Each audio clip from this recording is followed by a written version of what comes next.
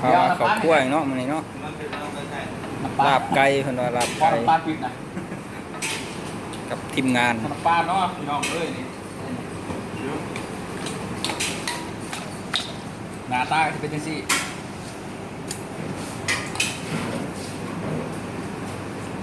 โอ้ซีเบิ่ง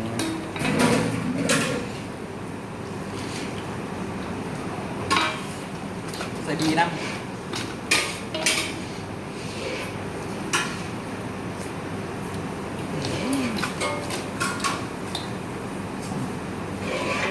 สุดยอดนะ จมอยู่ลาบบ้าน ร้านยังไงนี่ อันนี้พัดบวบใส่ไข่ขาหน่อยแล้วก็ใส่กันแค่รสสูตรลูกพี่น้อยผ่านก็ห้องไปอีกที่นึงไปบอกให้พัดไปบอกให้ใส่แล้วใส่เพื่อตั้งเป็นพาพัดหรือก็เป็นพัดสัมผัสว่าสูตรเดียวกันทุกอย่างในอย่างสิ่งข้าวมันอวดซ้ำหอบขาหน่อยกับอวดซ้ำหอบมันได้ขึ้นแห้งซ้ำหอบครึ่งได้ขึ้นเดือนนี้สี่หาหอบฟันไหนเอาแบบผ้าได้โอ้โหจะหอมอันนี้อุ่นพัดกับข้าวเลือดแล้วอุ่นของมันเลือดสบายครับของเลือดของอุ่นแล้วอุ่นเขาต้องหั่นน้ำมันเด็ดเพราะท้าพอหั่นมันจะ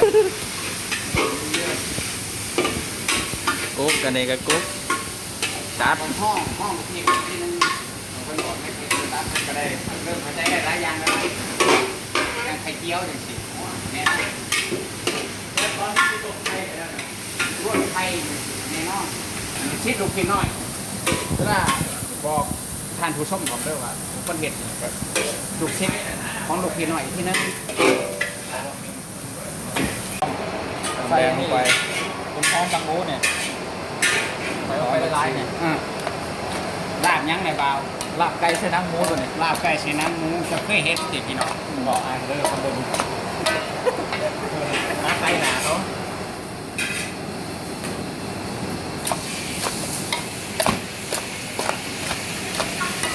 สูตรนี้ใครบ่เคยเฮ็ดไปลองเบิ่งนี่ยอด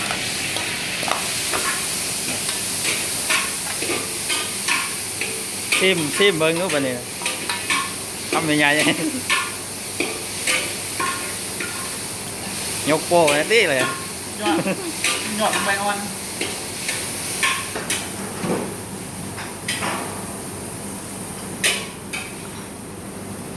พร้อมเสิร์ฟ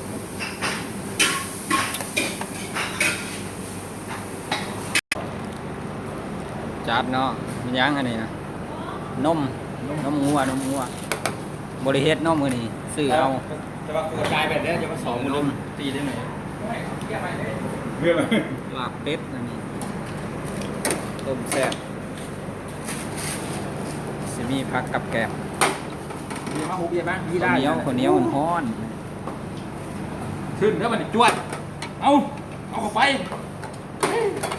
ขึ้นเสด็จมาเนี่ยไอ้แท่งขึ้นไหม ใส่ลูกกันเป็นยังไงยกโป้เลยตีเลย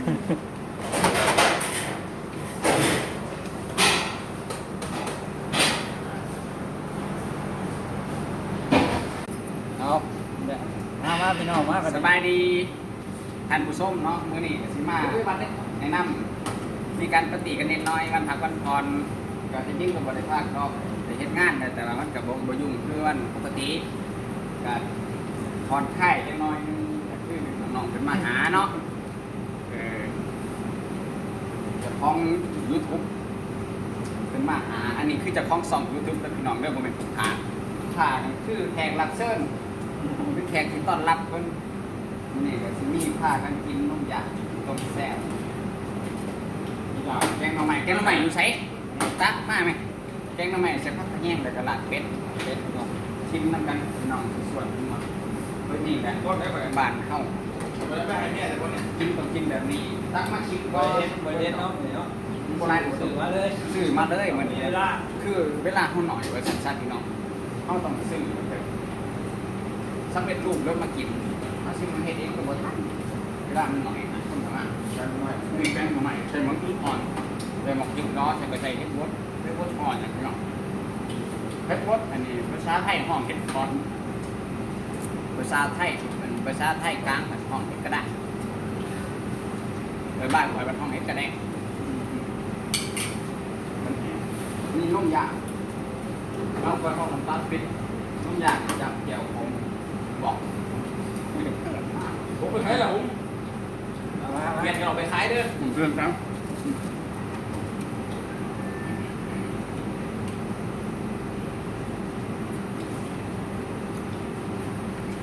นี่แหละกินเห็ดน้ำเห็ดงามไปน้ำปกติน้ำแดงแกงปัดชื่อลงชื่อแพงไปขายอันนี้แก้วจะเข้าใจว่าแก้วหนังนะสังเกตเวลากินเด้อ เก่งด้วย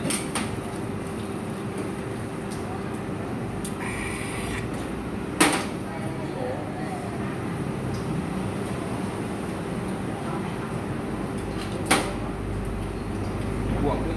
ย้ายน้องก็เลยนั่น แล้วผมไปอ่ะ มาพี่เราคิดกันเข้ามาคุย จ่ายเลยแล้วทีแรกเอาไปซื้อเบียร์ไหน 390เห็นปะ เรื่องว่าเราเอ๊ะ เป็นรถเลยนะ600 กว่าบาทกินคิดไปไหมจะเอาเงินไหนกินไปแล้วแล้วแต่กินไปแล้วจ่ายไปแล้วคือคนเราประมาณ170 บาท เมื่อก่อนได้300 170เลยคิดไปเลย170 บาท เลยเจ๊ผมมาขึ้นไป400นั่นเขาออกไปแล้วล่ะครับ เพื่อเอาให้ก็อีก40ก็ไม่ได้ก็ไม่ได้10 บาทก็ไม่หนีเขาอยู่นะ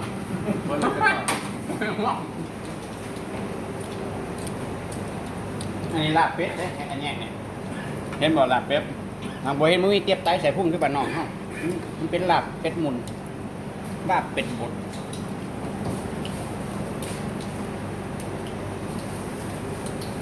อันนี้เสือแดงๆเลยนะพูดไกลครับอาจารย์ถ่ายเลยน้ำเปิดเป็นมือปุ๊บระดับหนึ่งในตอนนี้กำลังฮิตกำลังหอมเกิดอะไรไข่หน่อยอย่างเปิดอันนี้เบาหน่อยหอมรส เป็นคือเมียแม่มาของกอง เนี่ยใหญ่เลยกับเขาต้องห่วงพวกใหม่วิธีปรุงนี่ใหม่เป็นบริบาลเป็นขนาดบริบาลเป็นหอมสี่ห้า3 หอม3 คนแหละ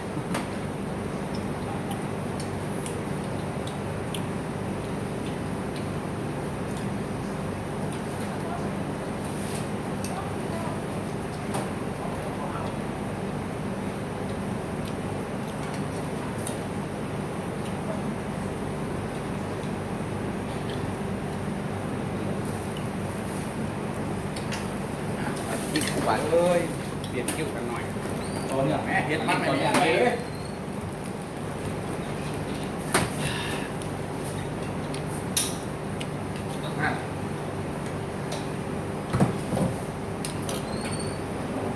โอ้ยเปิดโอ้ยไอ้เว้ยเอาละเอาดิ้น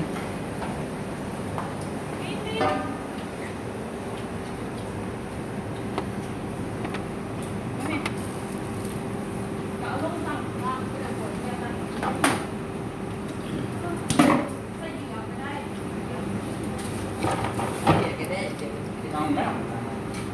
อะไรจ้าได้ยังจ้า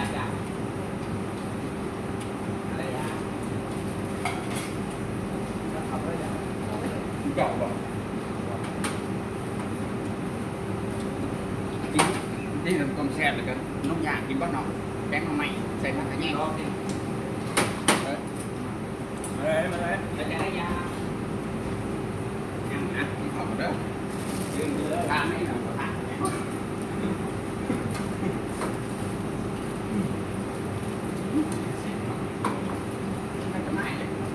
เขากินนะครับ ก็ออกซื้อได้เหมือนข้าวออกซื้อ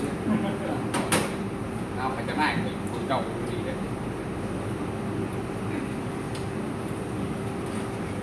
เราลิ้นผมมาละเนาะนี่ วิธีเลยตุ้ย อืม วิธีว้าวบอกไปเนี่ยฝากกดติดตาม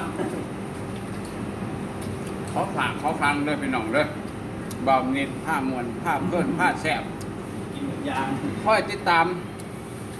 ต่อไปว่าเป็นเชี่ยวยังไห้ลง แต่แน่นอนผู้ค้ารับประกันว่ามีแนวดีแน่นอนอาหารบ้านเฮาเป็นพดมาเรื่อยๆขาดอย่างเดียวต้มอึ่งเพิ่นก็สิไปย่างหาลงนั่น ต้องกินข้าว แต่มื้อนี้ขอฝากคลิปนี้เลยพี่น้องเด้อฝากกดไลค์กดแชร์ให้แน่ ตาม ก็ต้องคอยติดตามให้นำกดนิ้วโป้งนำนิ้วก้อยก็ได้หรือเฮ็ดจังซี่ก็ได้เดี๋ยวมื้อนี้บ่ยังแรงดูว่าเวลาเขายังหน่อยเนาะได้ก็ขอลาไปก่อนสบายดี